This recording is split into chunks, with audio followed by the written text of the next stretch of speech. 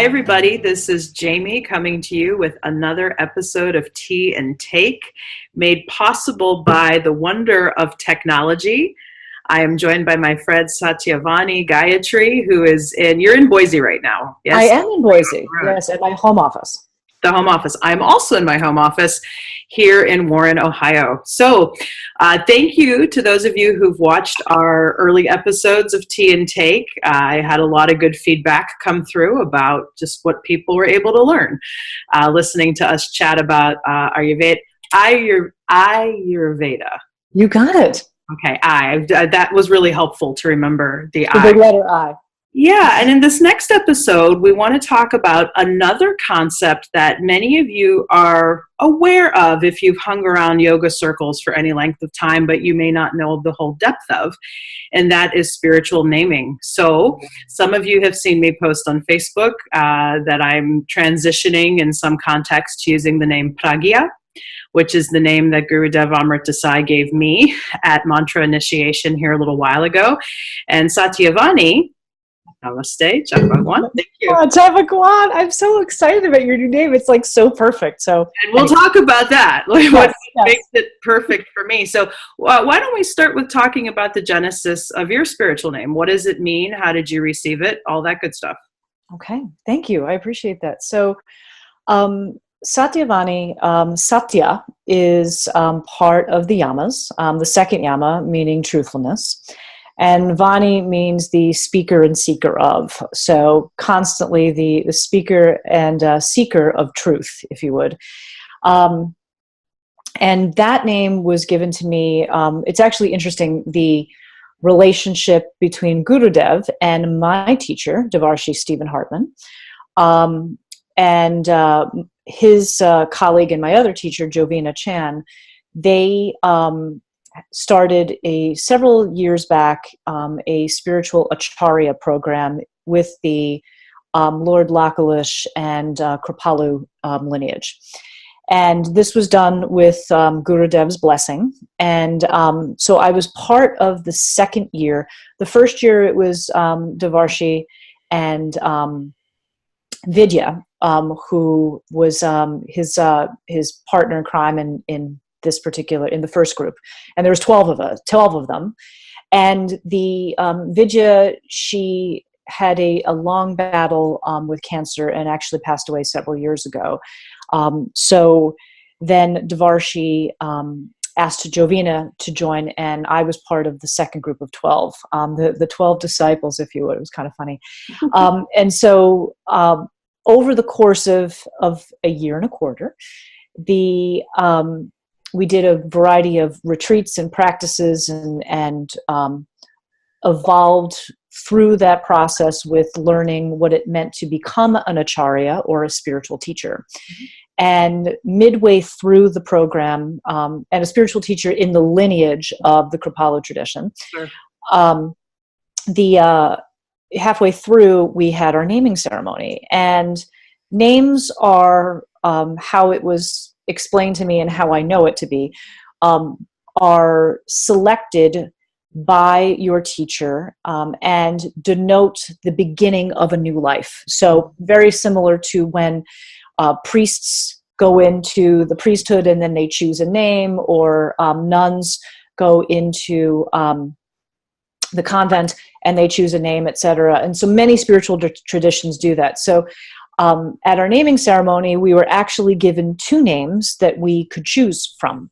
Mm-hmm. And so the first one that I was given was Satyavani, and then the second one was Gayatri, like the Gayatri mantra. And I couldn't make a decision. I was in love with Satyavani, but Gayatri, the reason why it resonated so much with me was actually the first chant I ever learned. Was the Gayatri mantra. And so I just decided to change my entire name from Kelly Harrington to Satyavani Gayatri. So I decided to keep both. And I was told that was perfectly okay. That's great. So you use Gayatri as your last name, essentially? Essentially, yeah. Like middle name, last name. And again, you and I are in different kinds of circles as well. But for the most part, people know me now as Satyavani Gayatri. My brother and my parents are forever going to call me Kelly. Like, that's never going to change. But considering my mom held me in her womb for 9 months, I grant her that privilege. So it's fine. But and then folks from my life prior to my name change, many people have moved over with because they've asked me what my preference is, and I told them, and so they're comfortable with that. But I have some long-term childhood high school friends that I'm forever going to be Kelly to them. Sure. And in yoga and meditation circles where you tend to see more of the Eastern variety of spiritual names, I've seen all kind of permutations where, like, I just know Devarshi is Devarshi Stephen Hartman. Stephen Hartman, exactly. That's how he's billed on all of his literature and all of that. And a lot of our teachers will list their spiritual name that they do use predominantly, and your English or given name. Many people who know me know my Baba, my sponsor, Daryl Shintan. And Shintan was the name that Guru Dev gave him years ago, back in the 80s, and he legally changed it to his last name. So we actually have an Acharya's sister in our group who legally changed it as well. And I have been drawn to do that, but I'll be honest with you, going through like the Social Security Administration. Oh, yeah. I'm like, I'm okay with it. I'm with you there. And I was really glad to hear you point out that spiritual naming is something that really transcends many different traditions. Yes, so believe it or not, I was confirmed Catholic, and it's something I still have. Same here. 12 years. Take great pride in, even though it's a part of my spiritual journey. It wasn't the totality of my spiritual journey, but I remember in that tradition, you tend to choose your confirmation name. Yes. Sometimes it's forced upon you, but I still take great joy in the fact that I chose Marie Therese, which is the full name of Saint Therese of Lisieux, who is one of my absolute favorite feminine Shiro saints.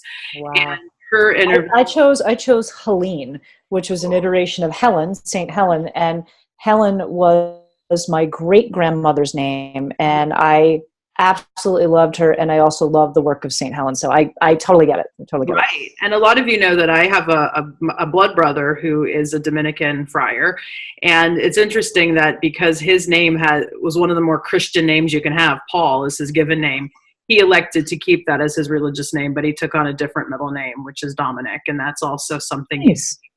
In the religious order. So I think that it's neat, this common thread that we've talked about, whether it's more Christian tradition or more in the yoga tradition, how it represents the start of a new life. It does. And I want to ask you, I've had my name for a while, and obviously you and I, we did the lineage initiation together. Weeks ago, yeah. Oh my goodness, I can't believe it. It's still like the power of that prana is just absolutely incredible. But I chose obviously not to have another name because my name and all of the acharyas that worked with Devarshi and Jovina, all of those names were actually blessed by Gurudev before they were given. So I kind of felt like he had already given, and I've become so used to it and love it. But I am curious. Oh my God, you're so sweet. But I am curious about you and how you are coming into Pragya.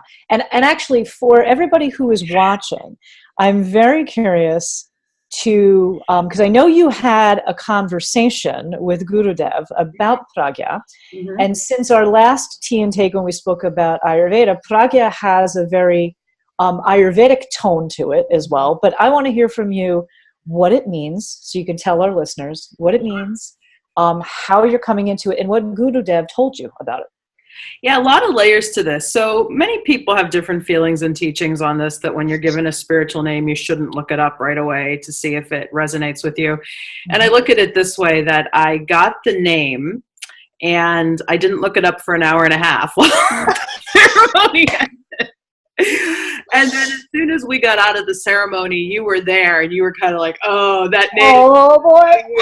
Okay, tell me. And then I ended up texting Daryl, Baba Shintan, and he was the one who gave me like the first official translation. And it was just very interesting. So technically, what did he say? His first translation was intelligent, insightful one. And so intelligent, insight. And then when I looked it up more, because there's so many different layers to name meaning, as I've discovered. And even one of my friends said it's never really what you think it means. It never But is. in the weeks that I've marinated with it, and I'll get to your question about the Gurudev conversation, one of the coolest things I have read about it is it's specifically the quality of intelligence or wisdom associated with Saraswati, the goddess, who is the goddess of music, art, and knowledge. I have her hanging in my hallway. Yeah. And anybody who knows me and my work, music, art, and knowledge are kind of the three things I hold very dear. Sacred. I had a long devotion to her. And as a goddess, as one of my feminine tribe supporting me. And when I read that component of it, I think is when I felt the most, this is an interesting choice, because so much of what I promote with expressive arts work and what has healed me has been this gaining of knowledge through artistic expression. And it's just a beautiful thing. So I had a How could it have been any more perfect? Could not be any more perfect. I'm sorry. And it was interesting because when we got the name, how this particular naming ceremony worked is we opened the card. It was a big reveal sitting on that's what we had too. We had a big reveal too. And then Gurudev had us say the name to kind of attune to his energetic resonance, saying the name. And one memory I have when I first uttered the name Pragya was Chandrakant, our teacher for the weekend, was sitting right there, and he just kind of reacted with a, oh yeah. And he and I were toe-to-toe. I was right behind you and had the same exact reaction. I was like, and it's interesting because a lot of my struggle really on the yogic path, just in general, especially with the week we were there, was how to come to peace with, reconcile knowledge in its many forms. Absolutely. Because I'm curious to get your teaching her on Pragya Parad, which you told me that like the intellect being a problem, so to speak.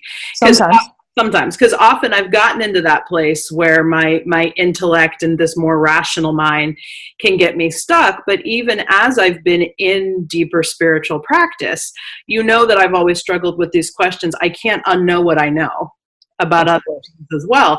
And I did have some great moments at Prana Awakening, realizing it does all fit together for me somehow. I might not be able to explain it. And when I met with Gurudev, he was very keen to tell me that was one of the reasons he thought the name was fitting, because I work in the field. Other conversations I've had with him, not even this one, he's asked me to continue to embody this bridge quality between the two worlds, the more academic psychological world and what we know spiritually from deeper yoga and meditation study. And so it fits. I mean, it probably wouldn't have been the name I chose, but like a lot of these things that we're given what we need. Well, and also, and that's absolutely true, Pragya. The thing that's fascinating also is the guru or the teacher chooses it for you. Mm-hmm. And that provides space for the opportunity for you to see what they see. Mm-hmm. Because we don't necessarily see ourselves. Right. And that's part of like the whole, spiritual practice. I mean, Gurudev says your largest problem is you don't know who you really are. And so the naming ceremony allows for the guru, the insightful one, to be able to say, there are things that I see mm-hmm. in you that you don't necessarily see. So little postscript. I may have to show this on a future episode of Tea and Take. On Thursday, I have it scheduled that I am going to get the Sanskrit Hindi lettering that Malika, our friend, wrote out for me of Pragya on my wedding ring finger. Because so much of how this week when we were at Prana Awakening was really framed for me, because I dealt with the whole, I don't want to initiate into another religion, into another cult. Because I was like, yeah, you'll be here. You're not going. Even though it wasn't that, I've just had so much baggage in that area where I did have to kind of take a look at things. And everybody I talked to, from my teacher, Nirali there, to Baba Shintan, to our program manager, Tasu, that I spoke with, really framed initiation for me as it's a commitment to yourself. It's a commitment to continue on this journey of reuniting with source. That's And one exactly of the right. reasons, and just the deepened yogic study I've done in these last few years since the second divorce and all of everything that's been going on with my life, has really shown me I don't want to put any other human relationship, especially a romantic relationship, again, above this commitment I've made to myself. So That is, I am, oh coming my God, first. I'm so proud of you. And you look just so radiant. I mean, like, I know that there was hesitancy, and we discussed a little bit about that, but I am so happy that you took the jump, and because, I mean, your radiance is really shining through. And from an Ayurvedic perspective, the name Pragya, as I had shared with you, is it's linked with pragya aparad, which translates to mean the mistake of the intellect. And what that means is that it doesn't mean that your intellect is wrong. Right. What it means is that we only go with what the mind, which is often in a chitta state, to go back to Patanjali, that we only use the mind in order to make decisions about our life and our path. And Ayurveda says that when we make that mistake and we don't tap into what is the wisdom of the body, and better yet, what is the wisdom of the soul that is telling us what it is that we shouldn't do, and what our true path is. And what's beautiful about your evolution of your name and your commitment to this path is, yes, you're, by training, and I'm in the same category, by training, you're always going to be an academic, you're always going to use the mind, but now you are also, much like you're doing with your embodied work, you're going to see how much more significant the embodied work helps in making decisions, and specifically paying attention to what prana tells you. Sure. That's beautifully. Beautiful. And I'm so excited for you, because I think actually the work that you do with your institute and all of the embodied practices, all of the creative practices, are going to take on a completely different significance now. Because even if we reflect back on the sadhanas that we did, you know, moving that prana, paying attention, where attention goes, prana flows. And I think that's going to just unravel all of these things. It's not to say that your brain is still not sharp and important and all of those kinds of things, but I think the marriage between the two, metaphor, the marriage is going to be that much more significant. And that's the key: unification, marriage, bringing it all together, which is so much of what I teach in my work, that you can't just use the intellect head. Yet I also know that that is an important part of the small self, the small I am. Absolutely. That is one piece of the puzzle that helps me to connect with that larger I am. So thank you for explaining that. And for those of you watching this who know my work, feel free to call me Pragya, if that works for you.